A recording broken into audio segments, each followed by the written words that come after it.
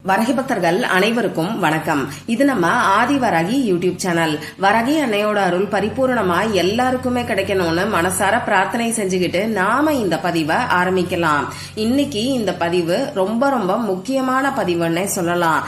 நாம நினைச்ச காரியம் எல்லாமே நடக்கிறதுக்கு மூணு முறை மட்டும் இந்த வார்த்தையை நீங்க சொன்னாலே போதும். நீங்க நினைச்ச காரியம் நிச்சயமா நிறைவேறும். கேட்ட வரம் எல்லாருக்குமே கேட்டபடியே கிடைக்கும். நிறைய பேருக்கு நல்ல ரிசல்ட்ட கொடுத்த ரொம்ப ரொம்ப அதிசக்தி வாய்ந்த ஒரு வார்த்தைய பத்தி தான் இப்ப நான் உங்களுக்கு சொல்ல போறேன். இது என்ன வார்த்தை, யாரெல்லாம் சொல்லலாம், எந்த நேரத்துல சொல்லணும்னு இப்ப நாம தெரிஞ்சுக்கலாம். நாம நினைச்ச காரியம் நடக்க மாட்டேங்குதுங்கிறது தான் இன்னைக்கு நிறைய பேரோட கவலையாவே இருக்கு. நான் ஆசைப்பட்டது எதுவுமே கிடைக்க மாட்டேங்குது, நியாயமா எனக்கு நடக்க வேண்டிய எதுவுமே நடக்க மாட்டேங்குதுன்னு சொல்லி புலம்புறவங்க இன்னைக்கு நிறைய பேரு. அதே மாதிரி இன்னும் ஒரு சிலருக்கு பாத்தீங்கன்னா எதை தொட்டாலும் தடையா வந்துகிட்டே இருக்கும்.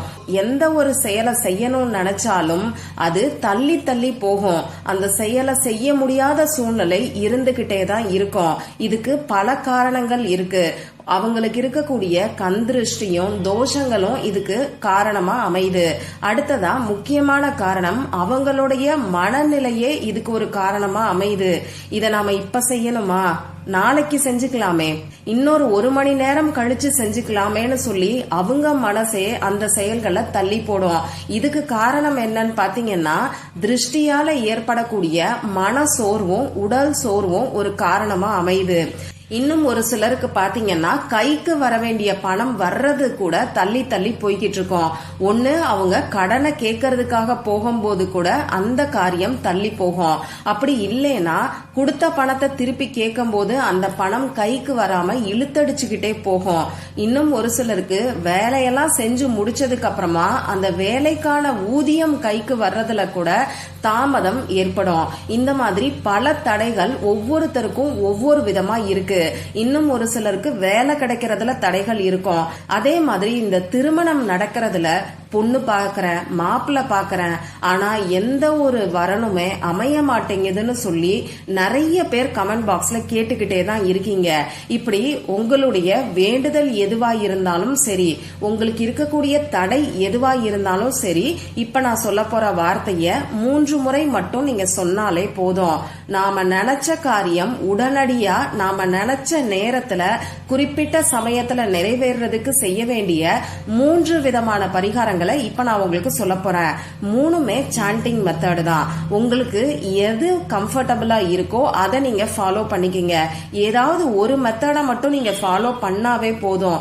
நிச்சயமா அற்புதமான மாற்றங்கள் ஏற்படும்.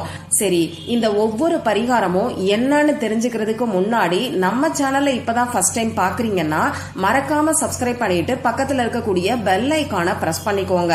அப்பதான் அடுத்தடுத்து போடக்கூடிய பதிவுகளை நீங்க மிஸ் பண்ணாம தெரிஞ்சுக்க முடியும். நம்ம சேனல்ல ஜாயின் பட்டன் எனேபிள் பண்ணிருக்கேன். நம்ம சேனல்ல மெம்பரா ஜாயின் பண்ணணும்னு விருப்பப்படுறவங்க அதோட டீடைல்ஸ் என்னன்றத தெரிஞ்சுக்கிட்டு ஜாயின் பண்ணிக்கோங்க. சரி, இப்ப அந்த முதல் பரிகாரம் என்னன்னு பாத்தீங்கன்னா நம்ம காலையில எந்திரிச்ச உடனேயே சொல்ல வேண்டிய வார்த்தை.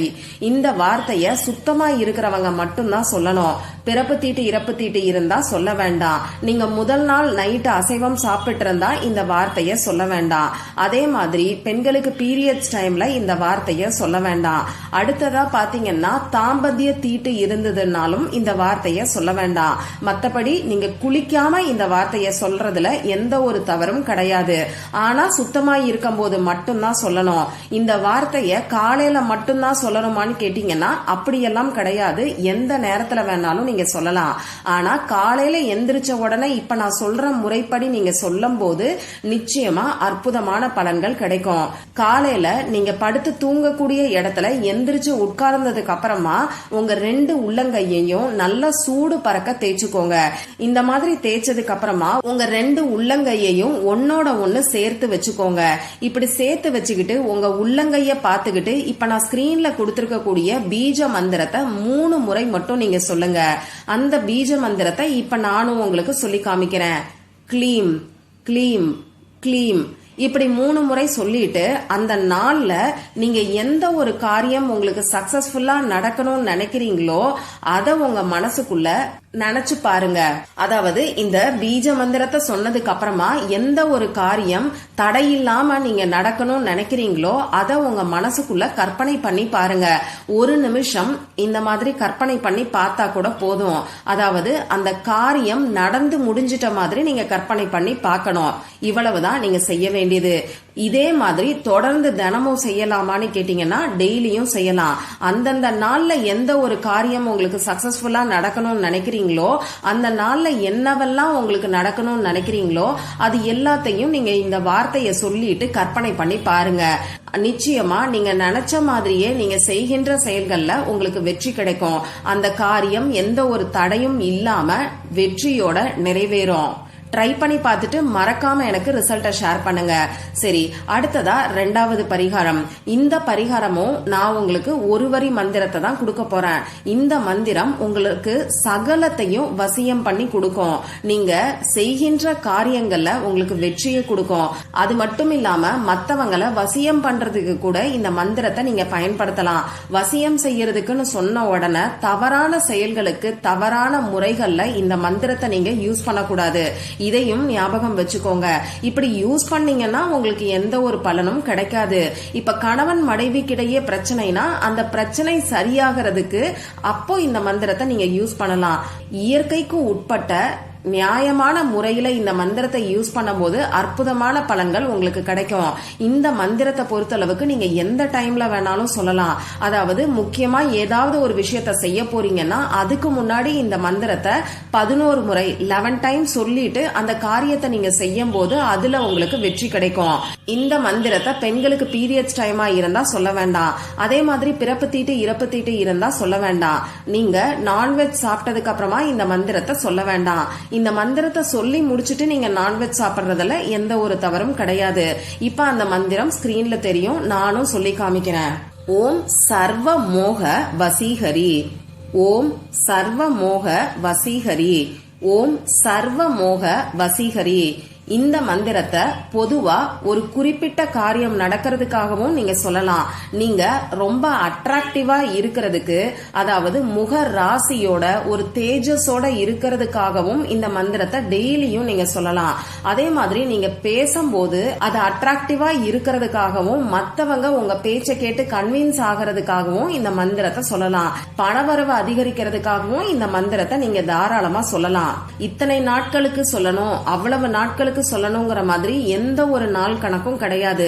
இந்த மந்திரத்தை நீங்க சொல்ல சொல்ல சொல்ல நிச்சயமா உங்க வாழ்க்கையில அற்புதமான மாற்றங்கள் ஏற்படும். இது ஒரு ரகசிய மந்திரம்னே சொல்லலாம். சரி, இப்ப அடுத்ததா உங்க எல்லாருக்கும் ஒரு கேள்வி வரும். எனக்கு பீரியட்ஸ் டைம்ல அப்ப நான் என்ன பண்றது? பிறப்பு தீட்டு இறப்பு தீட்டு இருக்கு, நான் ஒரு வேலைக்காக இன்டர்வியூக்கு போக போறேன். அப்ப அந்த இன்டர்வியூ எனக்கு சக்சஸ்ஃபுல்லா நடக்கிறதுக்கு நான் என்ன பண்ணட்டும்? இந்த மாதிரி நிறைய பேர் யோசிப்பீங்க. உங்களுக்கான பரிகாரத்தை தான் இப்ப நான் 3வதா சொல்ல போறேன். இந்த 3வது பரிகாரத்துல பாத்தீங்கன்னா ஒரு ஏஞ்சல் நம்பரோட சேர்த்து ஒரு ஸ்விட்ச் வேர்டையும் நான் உங்களுக்கு கொடுக்க போறேன். இந்த ஏஞ்சல் நம்பரை உடம்போட இடது பாகத்துல லெஃப்ட் சைட்ல நீங்க எங்க வேணாலும் எழுதலாம். வெளியில தெரியக்கூடிய இடத்துல தான் எழுதணுங்கிற அவசியம் எல்லாம் கிடையாது. அதாவது கையில ஷோல்டர்ல கூட எழுதலாம், கால்ல தொடை பகுதியில எழுதலாம். இந்த மாதிரி நம்ம உடம்போட இடது பாகத்துல எங்க வேணாலும் இந்த நம்பரை எழுதிக்கலாம். ஏதாவது ஒரு முக்கியமான விஷயமா நீங்க வெளியில கிளம்பும் போது இந்த நம்பரை உங்க உடம்போட இடது பாகத்துல எழுதிக்கோங்க. இந்த ஏஞ்சல் நம்பரை ரெட் கலர்ல இங்கு வரக்கூடிய பேனா, அப்படி இல்லைன்னா ப்ளூ கலர்ல இங்கு வரக்கூடிய பேனாவை பயன்படுத்தி நீங்க எழுதிக்கோங்க. அடுத்ததா இந்த ஏஞ்சல் நம்பரை எழுதிக்கிட்டு இப்ப நான் சொல்ல போற ஸ்விட்ச் வேர்டை 21 டைம்ஸ் 21 முறை சொல்லிட்டு எந்த ஒரு செயலையும் நீங்க ஆரம்பிக்கும் போது அதுல 100% உங்களுக்கு வெற்றி மட்டும்தான் கிடைக்கும். அந்த ஏஞ்சல் நம்பரும் ஸ்விட்ச் வேர்டும் இப்போ உங்களுக்கு ஸ்கிரீன்ல தெரியும், நானும் சொல்லி காமிக்கிறேன். 9168 இதுதான் அந்த ஏஞ்சல் நம்பர். அடுத்ததா அந்த ஸ்விட்ச் வேர்ட் ப்ளூ கோ, ப்ளூ கோ. நீங்க எந்த ஒரு செயலை செய்யறதுக்கு முன்னாடியும் இந்த ஏஞ்சல் நம்பரை உங்க கையில எழுதிக்கிட்டு இந்த ஸ்விட்ச் வேர்டை 21 டைம்ஸ் சொல்லிட்டு அடுத்ததா அந்த காரியத்தை செஞ்சு பாருங்க.